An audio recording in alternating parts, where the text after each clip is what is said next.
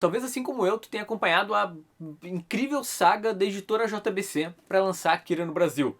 Foi basicamente um parto, porque segundo entrevistas com o pessoal da editora, os japoneses fizeram inúmeras exigências.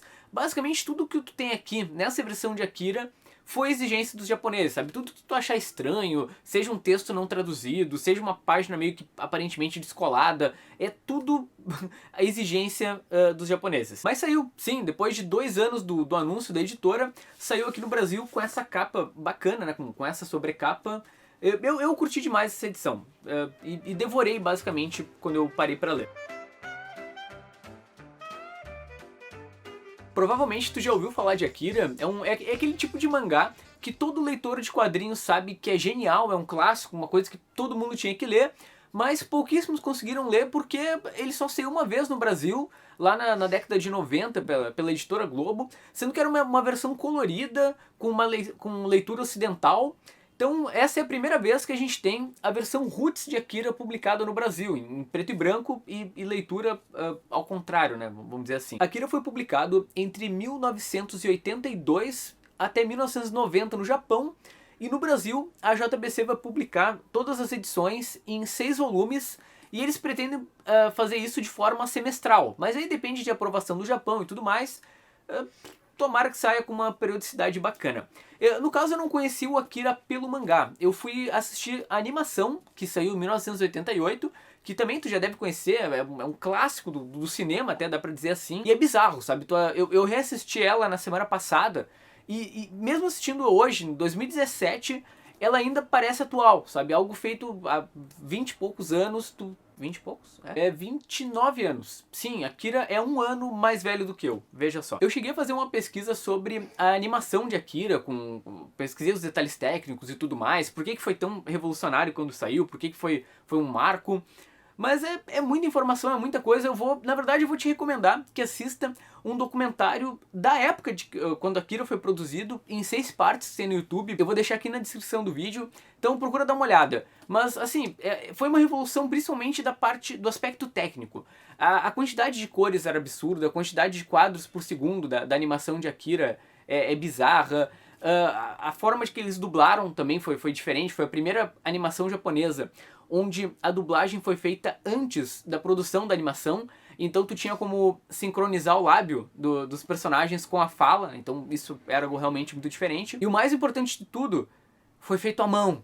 Sim, o documentário que eu assisti é muito bacana, que tu vê os caras pintando luzinha por luzinha do prédio, porque outro ponto alto de Akira é a quantidade de detalhes, assim, é bizarro tu olhar o background, assim, é sempre grotescamente pintado, desenhado, perfeito, cada vidrinho, janelinha, a forma que a animação usa as luzes também pra simular o mundo real. Eu lembro que a primeira vez que eu vi a animação, ela foi tipo um soco no meu estômago. Eu não vi Akira chegando, sabe? É aquela animação que tu te pega pensando assim, cara, como é que produziram um negócio tão animal, assim? Olha que bizarro, violência extrema, sabe? Não é uma animação comum.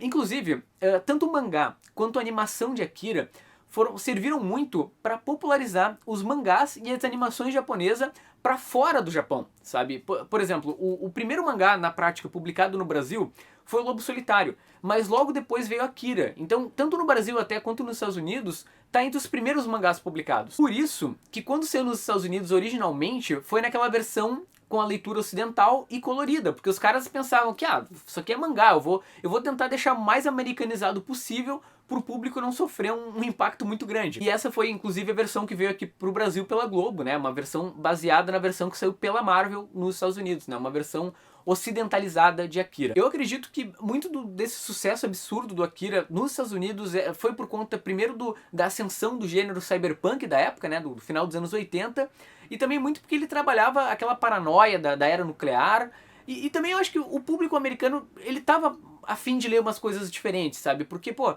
em 88 saiu Watchmen, Cavaleiro das Trevas, então era uma época de mudança e provavelmente de aceitação do diferente nos Estados Unidos. Tá, antes de entrar direto na história do mangá e comentar essa edição da JBC especificamente, eu fiz uma rápida pesquisa sobre a presença de Akira na cultura pop.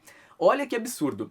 Tem um clipe do Kanye West chamado Stronger, provavelmente você já ouviu a música no mínimo, que é uma reprodução de várias cenas de Akira. Até meio vergonha alheia algumas partes, né? Mas afinal, não é um filme, né? É um videoclipe, mas é legal, ele gosta muito de Akira. No videoclipe Scream do Michael Jackson, tu também tem cenas de Akira passando em alguns momentos da gravação. Filmes como Poder Sem Limites, Looper, Matrix e até a série Stranger Things se inspiraram em Akira, pra tu ter uma ideia. Escritores conhecidos como Jeff Lemire, o atual escritor do Velho Logan, o cara do Swift Tooth, etc.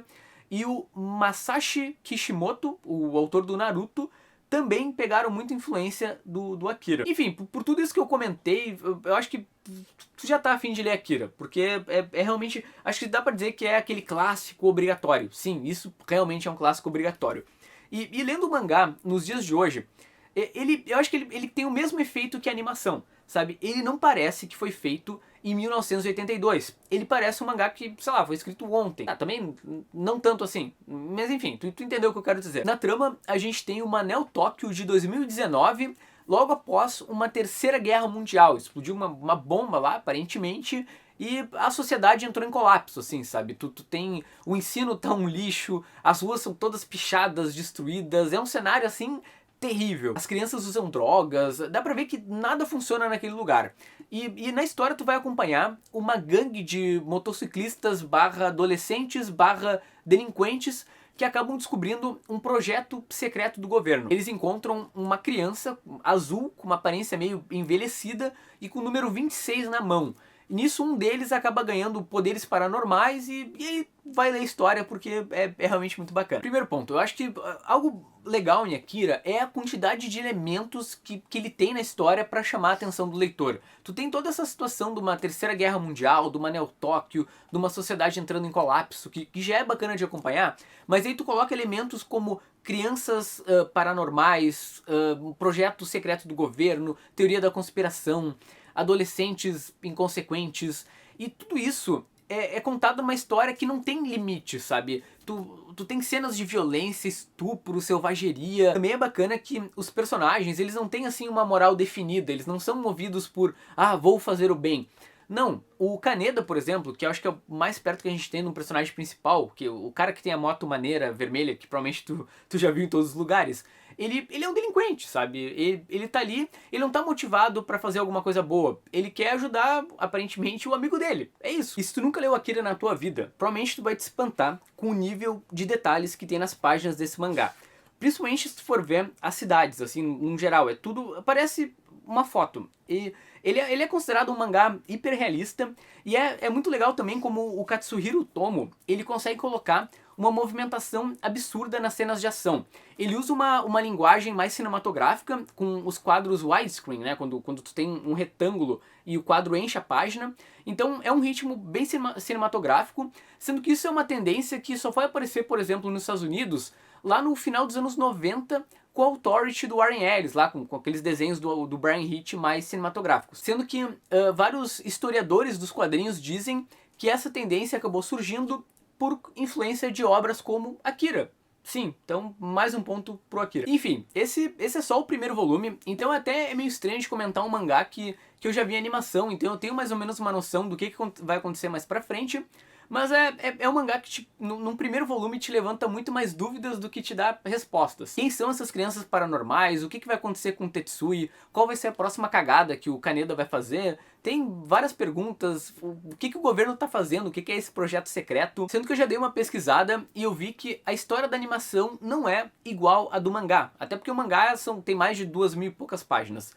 Mas tem também, por exemplo, uma seita religiosa que vai ser mais explorada mais pra frente, uma seita que venera o Akira. Aliás, eu não falei o que é Akira. Foi de propósito, tá? Pra tu descobrir quando tu fores ler. Esquecendo assim que, Akira é um clássico, é obrigatório, todo mundo tem que ler. Pegando como história mesmo e como experiência de um cara que parou pra ler um mangá. Eu adorei isso aqui, cara. É muito, muito bom, sabe? Eu mal posso esperar pra ter todos eles lidos na estante, bonitinhos, porque eu achei demais, sabe? Eu fico feliz quando tem um mangá assim que é tão aclamado e aí eu pego pra ler e eu consigo entrar na história e entender que realmente é do caralho, assim, sabe? E agora é o teu dever comentar. O que tu achou de Akira? Tu já conseguiu comprar a tua edição? Comenta alguma coisa, tá? A tua companhia foi um prazer até aqui. Espero que esse programinha tenha sido útil. Tchau, vou indo lá.